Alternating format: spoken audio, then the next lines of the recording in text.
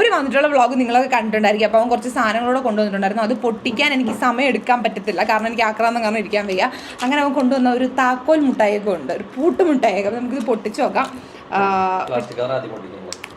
എനിക്കറിയാം.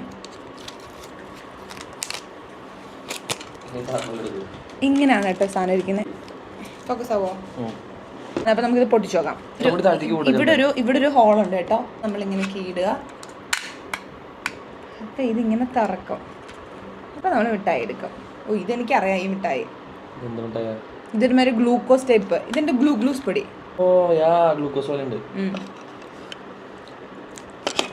ഇത് നമുക്ക് നോർമലി കടയിലൊക്കെ വാങ്ങിക്കാൻ കിട്ടുന്ന ഒരു നീല പിങ്ക്.